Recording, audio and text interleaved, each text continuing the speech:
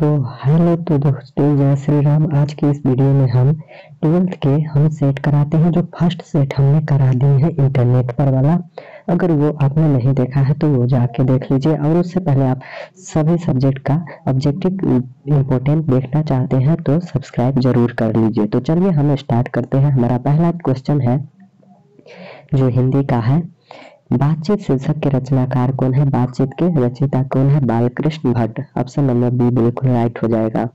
उसके बाद उषा शीर्षक कविता के रचयिता कौन है? उषा के रचयिता कौन है? उषा पाठ के लेखक है Shamsher Bahadur Singh. Shamsher Bahadur Singh. Option number D हमारा बिल्कुल राइट हो जाएगा। 3 नंबर क्वेश्चन है, अर्धनारीश्वर के रचनाकार कौन है?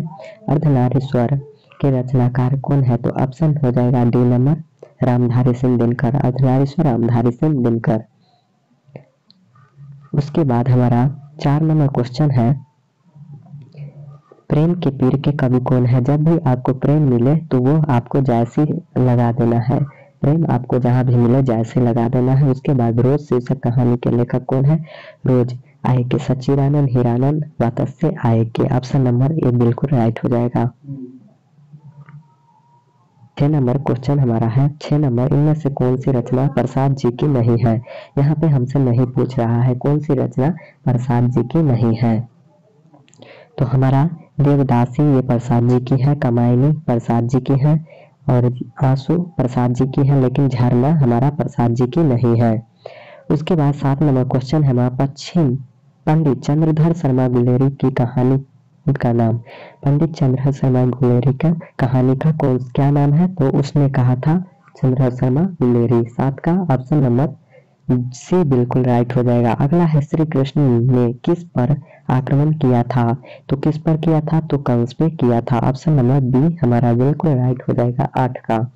उसके बाद हमारा 9 नंबर क्वेश्चन है, निम्नलिखित में से कौन से रचनाकार बिहार के हैं? बिहार के कौन से हैं? बिहार के रचनाकार कौन से हैं? बिहार के कौन है? Ramdhari Singh Dinkar. B option number B बिल्कुल राइट हो जाएगा। उसके बाद हमारा 10 नंबर सवाल है, 10 नंबर सवाल कहता क्या है, तुलसीदास अपना पेट कैसे भरते थे? तुलसीदास अपना पेट कैसे भरते थे? तो राम श्री राम का नाम लेकर तुलसीदास अपना पेट भरते थे। उसके बाद शिक्षा शीर्षक निबंध के निबंधकार कौन है? शिक्षा के शीर्षक के निबंधकार कौन है?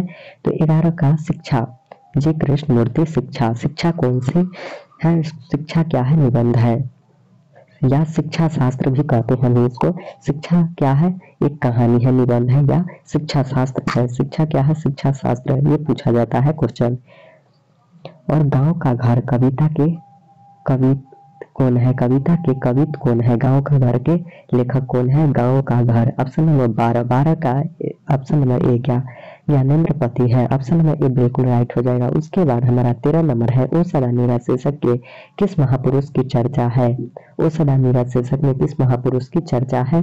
तो हमारा किसका है? महात्मा गांधी का है। ओ सदा नीरा में महात्मा गांधी का। उसके बाद हमारा 14 नंबर क्वेश्चन है, भगवान श्री कृष्ण किस कवि के पूज्य थे? भगवान श्री कृष्ण है जो किस कवि के पूज्य थे? तो वो सूरदास के पूज्य थे। और प्रेम के बात करे तो वो नवादास, सूरदास ये हमारा कृष्ण के है कवि। जूठन शीर्षक की विद्या है। जूठन क्या है? कहानी है, शब्द चलित है, आत्मकथा है, या कोई नहीं है? तो 15 का क्या है? 15 का कहानी है। जूठन एक कहानी है जिसमें मालती के बारे में चर्चा किया गया है। मालती है या जयशंकर प्रसाद की श्रेष्ठ कृति है। श्रेष्ठ कृति कौन सी है? जयशंकर प्रसाद की श्रेष्ठ कृति है कमायनी जयशंकर प्रसाद की। उसके बाद 17 नंबर है, निम्नलिखित में से कौन से आगे का उपन्यास नहीं है? यहाँ पे 17 का हमें नहीं पूछ रहा है। अपने अपने अजनबी ये तो है। उसके बाद नदी के द्वीप है, शेखर ए जीवन है, लेकिन त्रिवेणी नहीं है। तो ऑप्शन नंबर बी हमारा बिल्कुल राइट हो जाएगा। मुक्तिबोध का जन्म हुआ था। मुक्तिबोध का जन्म कहाँ हुआ था? मुक्तिबोध का जन्म कहाँ हुआ था? तो शिवपुर में हुआ था। उसके बाद मालती किस शीर्षक की पात्र है? मालती किस कहानी का पात्र है? तो मालती जो हमारा है रोज का पात्र है। उसके बाद 20 नंबर है, सुभद्रा कुमारी चौहान की मृत्यु का कारण था। सुभद्रा कुमारी चौहान की मृत्यु का कारण क्या था? तो कार दुर्घटना थी। ऑप्शन नंबर बी हमारा बिल्कुल राइट हो जाएगा। उसके बाद 21 नंबर सवाल है, रजनीश का संधि विच्छेद क्या होगा? रजनीश का संधि विच्छेद होगा रजनी धन ईस, बड़ी ई होगा रजनी धन ईस। ऑप्शन नंबर बी बिल्कुल राइट हो जाएगा। उसके बाद हमारा 22 नंबर सवाल है। 22 नंबर सवाल कहता क्या है, पावन का संधि विच्छेद क्या होगा? पावन का संधि विच्छेद क्या होगा? पावन का हमारा जो संधि विच्छेद पौ धन अन, पौ धन अन। ऑप्शन नंबर सी हमारा हो जाएगा बिल्कुल राइट आंसर। ये एक एक क्वेश्चन आप याद कर लीजिएगा, 2 या 3 बार वीडियो देखिएगा तो आपको दिमाग में सेट हो जाएगा। और उसके लिए आप हमारा 23 नंबर सवाल है, सत्कार का संधि विच्छेद क्या होता है? सत्कार का संधि विच्छेद क्या होगा? सत्कार सत धन कार, सत्य धन कार। ऑप्शन नंबर बी हमारा बिल्कुल राइट हो जाएगा। उसके बाद विद्यालय का संधि विच्छेद क्या होगा? इसका आंसर आप कमेंट कीजिए। ऑप्शन नंबर ए या बी या सी या डी होगा, कौन सा होगा? सो आप कमेंट कीजिए। उसके बाद हमारा 25 नंबर है, दिनेश का संधि विच्छेद क्या होगा? दिनेश का संधि विच्छेद हमसे पूछ रहा है, तो दिन धन बड़ी ई और तालाब में स। ऑप्शन नंबर ए हमारा बिल्कुल राइट हो जाएगा। उसके बाद हमारा 26 नंबर है, आगमन में कौन सा उपसर्ग है? आगमन में कौन सा, यानी शुरू में क्या आता है? आगमन में कौन सा उपसर्ग है?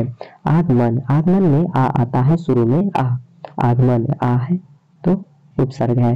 पूर्णिमा में के कौन सा प्रत्यय है? पूर्णिमा लास्ट में कौन सा है? पूर्णिमा, पूर्णिमा ईमा, ईमा आता है। ऑप्शन नंबर ए हमारा राइट हो जाएगा। उसके बाद जलज कौन सा समास है? जलज कौन सा समास है?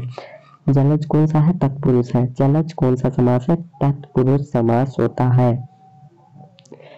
29 नंबर हमारा है, देवालय कौन सा समास है? देवालय, देव आलय, देवों के आलय, देव आलय हमारा तत्पुरुष समास है। तत्पुरुष समास देवालय हो जाएगा। उसके बाद हमारा 30 नंबर सवाल है, 30 नंबर हमारा लंबोदर कौन सा समास है? ये आपको पता होना चाहिए। लंबोदर बहुत बार परीक्षा में पूछा है। बहुव्रीहि समास। रात दिन कौन सा समास है? ये भी आपको पता होना चाहिए। द्वंद्व समास। ऑप्शन नंबर सी बिल्कुल राइट हो जाएगा। उसके बाद हमारा प्रतिदिन कौन सा समास है? ये भी आपको पता होना चाहिए। जब भी आपको प्रति लगा रहे वो अभिव्याव समास हो जाएगा। आग का पर्यायवाची शब्द क्या होता है? आग का पर्यायवाची क्या होगा? अग्नि होगा। आग का पर्यायवाची शब्द क्या होता है? तो अग्नि। 33 का जो हमारा राइट आंसर हो जाएगा ऑप्शन नंबर सी। उसके बाद 34 नंबर क्वेश्चन, ईश्वर का पर्यायवाची क्या होगा? परमात्मा। ईश्वर का पर्यायवाची परमात्मा। अंधकार का विलोम क्या होता है? प्रकाश। अंधकार का विलोम प्रकाश होता है। उसके बाद हमारा 36 नंबर क्वेश्चन है, अदेह का विलोम। अदेह का विलोम क्या होता है? अदेह का विलोम। 36 नंबर का जो राइट आंसर हो जाएगा ऑप्शन नंबर सी, अदेह के सदेह। अदेह का विलोम सदेह होगा। गोरा का विलोम क्या होगा? काला होगा। गोरा का विलोम क्या होगा? काला। गोरा का काला। ठंडा का विलोम क्या होगा? ठंडा के गर्म। ठंडा के गर्म। ऑप्शन नंबर बी बिल्कुल राइट हो जाएगा। ये सब क्वेश्चन में कोई दम नहीं है, ये सब बिल्कुल राइट होता जा रहा है।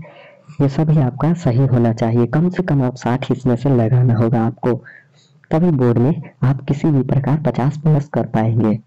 और 50 आपको 100 में से 50 ही ऑब्जेक्टिव आपको बनाना है। 39 नंबर है, दिवाकर का विलोम क्या होगा? दिवाकर का विलोम क्या होता है? 39 का जो राइट आंसर होगा दिवाकर का निशाकर। दिवाकर का विलोम निशाकर होगा। उसके बाद साधारण का विपरीतार्थक क्या होगा? साधारण का विपरीतार्थक शब्द क्या होता है? असाधारण। विपरीत पूछ रहा है, ज्यादा घरवाने की बात नहीं है। जिसका आचरण अच्छा है के लिए एक शब्द क्या होगा? जिसका आचरण अच्छा है उसके लिए एक शब्द क्या होगा? सदाचार। सदाचारी होगा। Option number B. जिसके पास धन हो के लिए एक शब्द क्या होगा? धन हो उसके लिए एक शब्द क्या होता है? धन हो, निधन। निधन होगा। ऑप्शन नंबर ए बिल्कुल राइट होगा। घोड़ा बेचकर सोना। मुहावरे का अर्थ क्या होता है? घोड़ा बेचकर सोना। घोड़ा गहरी नींद में सोना नहीं। सोना जहां भी आ जाए, इसमें से कोई भी शब्द आए वो पहले काट देना। घोड़ा बेचकर सोना। निश्चित होना।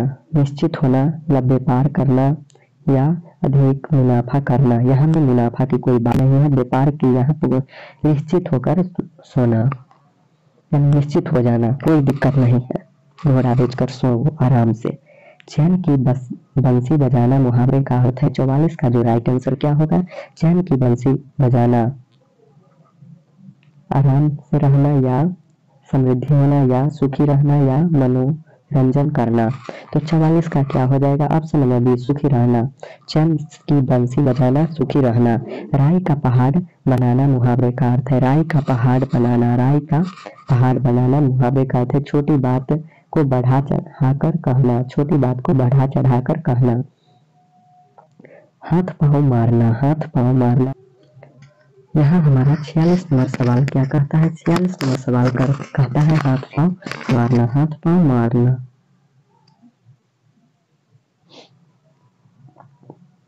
यहाँ पे हाथ पांव मारना मुहावरे का अर्थ क्या होगा, तो 46 का जो हमारा राइट आंसर हो जाएगा ऑप्शन नंबर ए, हाथ पांव मारना।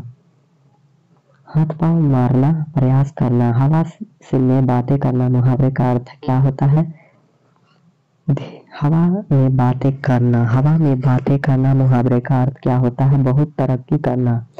ऑप्शन नंबर सी बिल्कुल राइट। धर्म का विशेषण क्या होता है, धर्म का विशेषण धार्मिक।